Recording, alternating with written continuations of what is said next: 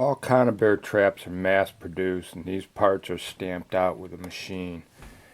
And you'll notice up in here, when they stamp them out, it leaves a little bit of a ridge. So first thing I do is I put it in my vise and I file this here nice and flat, 'cause that's your contact points. That's the first thing I do with any Conibear trap, is make sure I got a nice flat contact point from here out. This here is a Bridger 330. It's the first time I've used Bridgers. One thing I noticed with these traps is when I went to set the trap, right up in here, they have such a Canadian bend in them. It was actually, before I could even get it set, these were contacting here, and I was actually bending the frame, squeezing the frames in order to get it set, and that puts too much pressure on the trigger. So I lay them down, I strike them here and here, and when that trigger's set, I want a slight space on the sides on all of them. I don't want the frame to be connecting and straining my trigger. You'll notice, even though this is a heavy trigger on here, when I tilt that trap, there shouldn't be any wobble in there.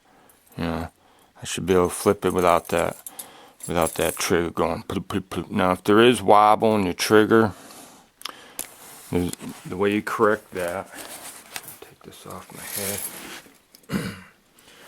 The reason there would be wobble, let me get something to play with, is your flat points on either side. Right here you got this flat point, makes contact down here, and on the back side here. Now if there's wobble, then what's happening is the top of your groove here is hitting the frame before these flat surfaces are coming into contact. So you got a little space on the front and back, and that trigger will wobble back and forth until it makes contact on either side. So what you need to do is take that groove out enough so that those flat surfaces are making contact. Right up, let me see if I can get it. In the front there, you see this flat surface up in here. It has to be right against there. If there's a space, it's going to wobble. So that's how you correct that. Now I got these set up with my own style trigger on them. This is what I call an all-species trigger. The mink, there's no place a mink really can squeeze through here or down here. It's pretty tight in there. Even if he does, I got it set up as a four-way trigger, so it's good to get him. I really like this. I used this last year and I caught mink, muskrat, otter, beaver. In order for this trigger to work as a four-way, meaning if it's pushed to the side, it's going to fire your trap, be sure that when it wobbles, the high point here reaches at least to the halfway point on your frame on either side. So you might be required to put something up in here, like a file. I'll bang a file up in there on both sides, and then on the top side here, put it in there, bang it up in there, try and stretch it out so that's reaching the halfway point.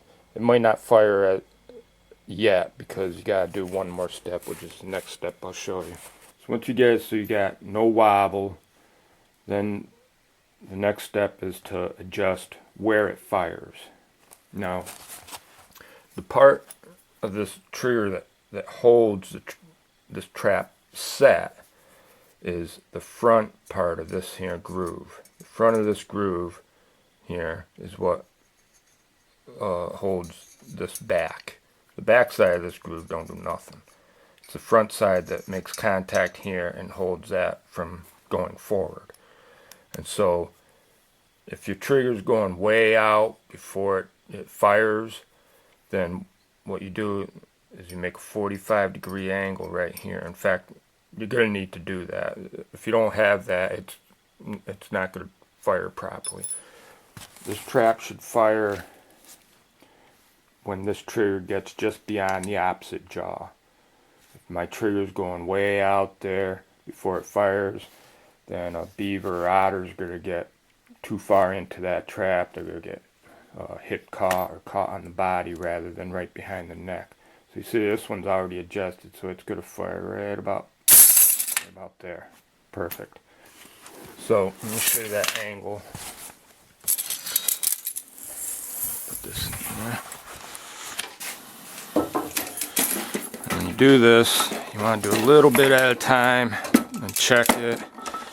And a little bit at a time, check it until you get it to fire right where you want it to fire. If I can show you this angle here. Didn't really want to. Okay, you might be able to see it there, right in the front, right here. Both of them. You put a slight 45-degree angle right there. Switch hands here. I'll take my file and I'll file an angle on a 45-degree here and here, and just keep doing it. I think you can see that there.